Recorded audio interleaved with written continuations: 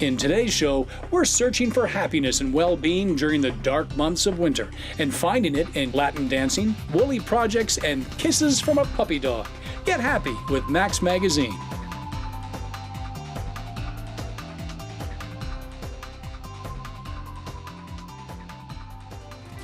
Hello and welcome to another edition of Max Magazine. I'm your host, Brad Grass, and this edition is brimming with positive energy. So in this episode, we've left no stone unturned in search of that elusive joie de vivre.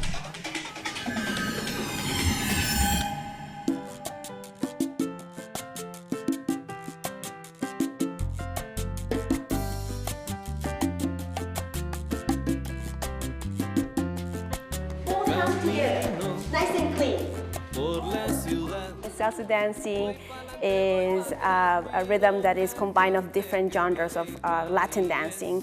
There is mambo, there is cha-cha-cha, there is son and Cuban son. So all of those different genres are put together, and they're all, pile them up, and then basically we combine a new genre, which is salsa. Music has been part of my life, part of my tradition since I was a very young girl. I'm from Peru, and traditional dances was part of my family, so I grew up listening to music. Now, that's traditional music from Peru. As I've decided to become a professional dancer, I started training in Cuba, Los Angeles, and New York, the three different genres of salsa, which is New York salsa, Cuban salsa, and LA salsa. So yeah, it has taken a complete a major role in my life, dancing and music. Ready, and one. We have doctors, we have janitors. The common language that we have once we get in the studio is the footwork, the combinations, the social dancing aspect of it. So where you don't need to even speak the same language, but just connect, you know the rules, and you go for it.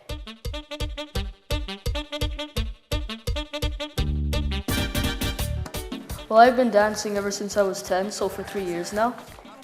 And I've been dancing since I was 4 and 5. The merengue, salsa, it's a very warm song, I really like that. It's really fun, but kind of brings out your spirit.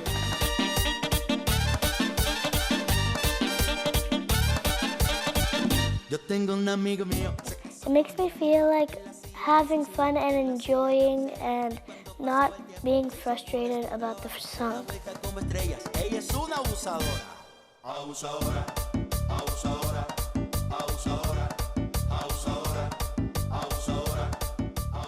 All you gotta do is just let go, follow the pattern, really listen to the rhythm, and you can learn it right off the bat easy.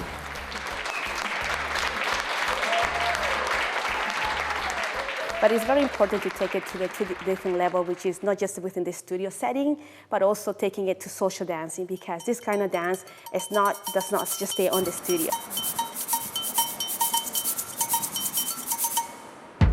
So you need to take it out, you need to practice with other people, mingle, and that is the best results that you can get.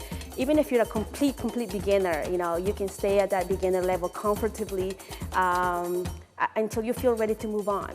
Back together, right, back together, and quick, slow. It's a very friendly scene.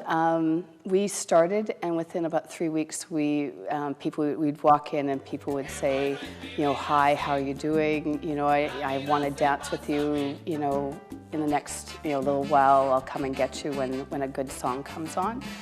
And that was very nice because of the fact that as somebody who's just starting out doing salsa, I had people who were quite willing to come and ask me to dance. One of the nicest things about the experience has been the people that I've met, because it's not a very large community, but it's very diverse, and people from all walks of life.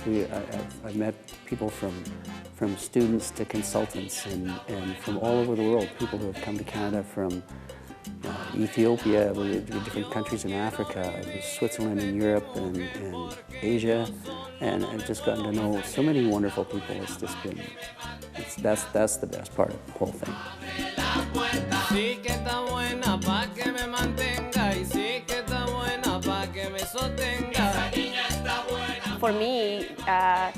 I've been very, very busy, and dancing is one of those things that is a distressor for me, definitely. You know, I love being spun around, 4 or 5 times. It's just great letting it go, There's a lot of people whose personalities are very shy, but then when they hit the dance floor, it's something that would just, it gives them a reason, to dress up, to just let go a little bit, and to spin around, play, do some styling with their hands, with their hair. So it's a really good feeling, I could say almost like a little boost of self-esteem, I would say. You don't need to be spinning around and be doing all this complicated footwork to be able to feel the music. You can just be part of it and feel the energy.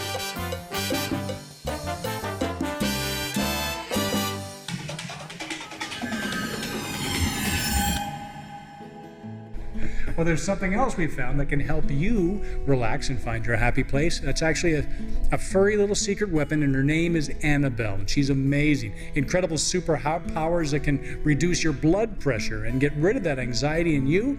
I'm about to meet her right now.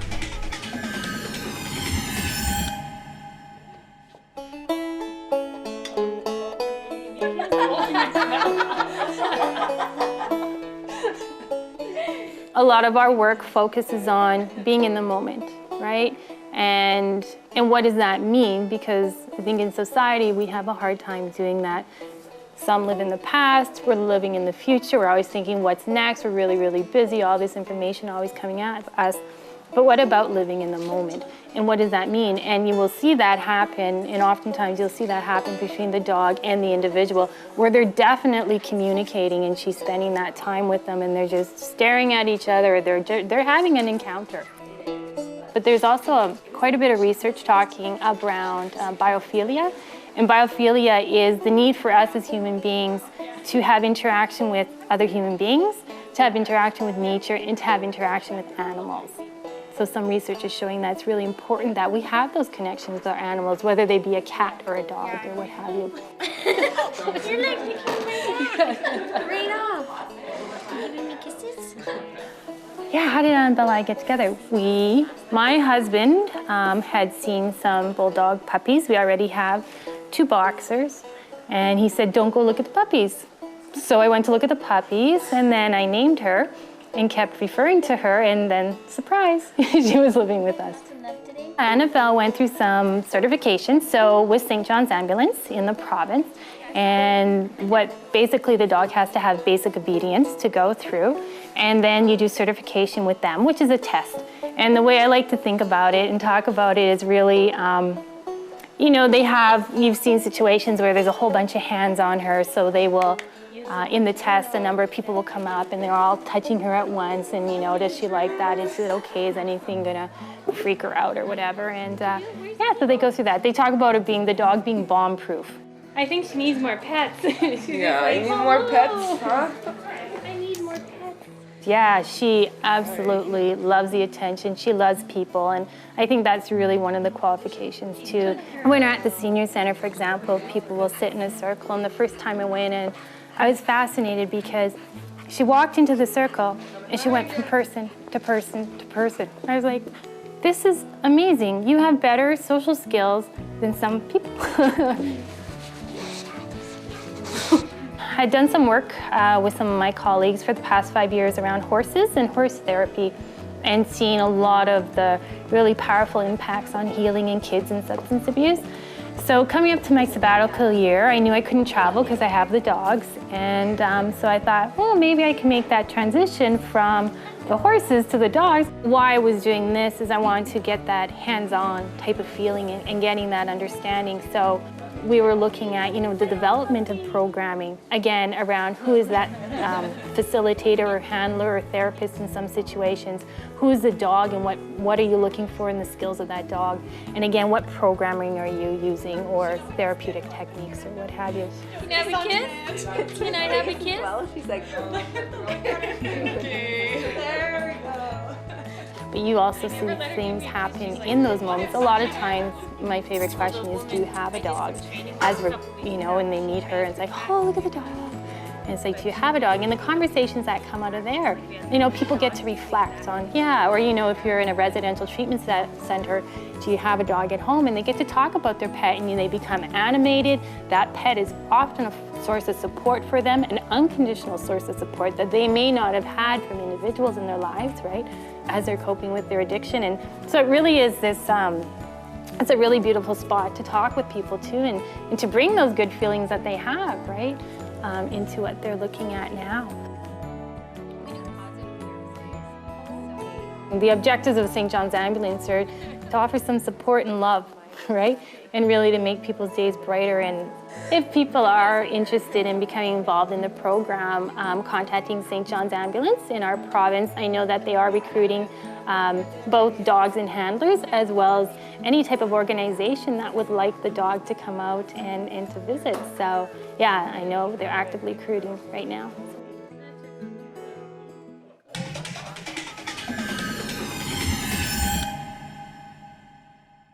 Many people have hobbies, but it's something about a hobby, something that takes you outside of yourself, helps you find that sense of peace and well-being. And that's why Max Cameras went to Golden Willow in Regina to meet some knitters and other fiber artists. So let's see if working with wool can get them in the zone.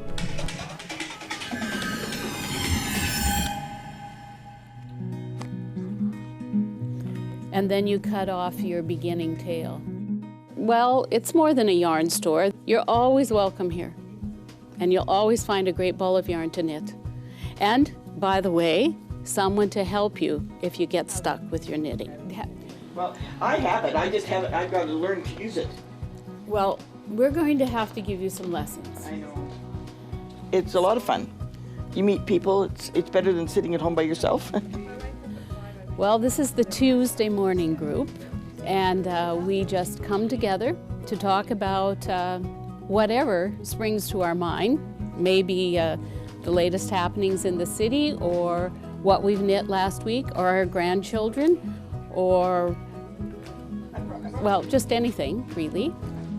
Here comes Joan, and we'll tell you that there's a camera over there. Right in the corner. Joan. Before you look up again. Sorry, I didn't get my hair done. Listen, I had a hat on. I never did get mine done. You're creating something. It's something that you can do to keep your hands busy. You know, when you're watching TV or visiting with people. I quite often carry my knitting with me. If I go to the doctor's or if I'm doing anything else, I'll bring it out and, you know, fill in time with it. And I'm knitting socks 2 at a time from the toe up. It's a new technique and I really enjoy doing it. And with the self-striping yarn, it makes a fancy-ish looking sock. This was perfectly untangled when I was working on it in the car. Well, today, the hat I'm knitting with today is made out of a boucle, which is very knobby.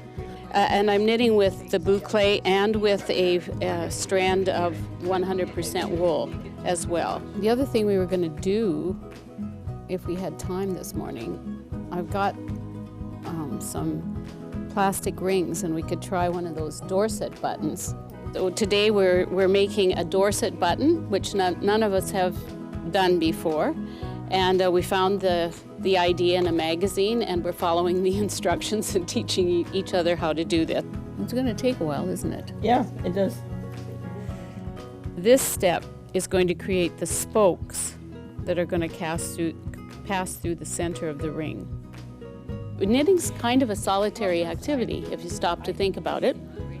Often I knit and listen to a book because my sister-in-law can read a book and knit, but I can't do that. But I can listen to a book and knit.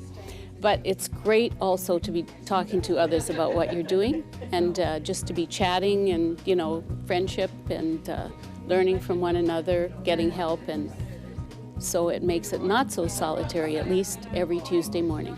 You see people that you haven't seen, you know, like you'll be here knitting and then somebody will come in and say, oh, hi, you know, that you'll talk to them and visit back and forth, and it may be somebody you haven't seen for a few years.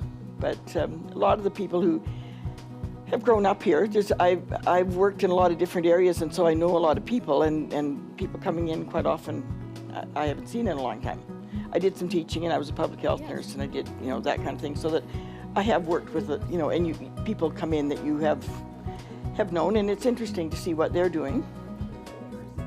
I'm not going to show you. I've never done them either. I'm going to read the directions. Up through the loop, and then pulling the new stitch tight. Use slick. It means that you rotate stitches around the ring, so the ridge is now in the center. Oh, my favorite part is definitely the sharing of ideas, the friendship, and the camaraderie that you have. It's a comfortable place to be, and these are great people to be with. Besides, Sharon, who owns the store, is very knowledgeable about all these yarns. She just has great picks. We all love knitting with the yarn that she's able to find for us. So besides that, there's always somebody in here we know, it seems, because all of the great knitters seem to stop in here at one time or another. So it's all, you can sit down and knit anytime. You don't have to come to the Tuesday morning group. You'll often walk in here and find that somebody's just sitting back here knitting, chatting with someone else, or Sharon. So it's always great just to drop in.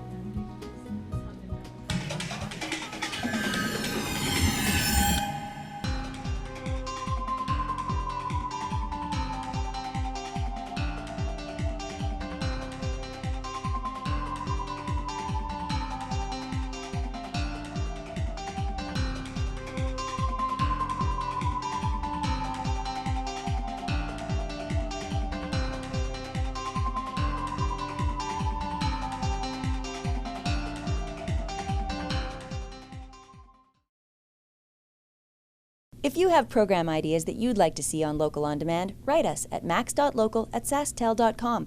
Max Local programming is now available online at maxonline.sasktel.com.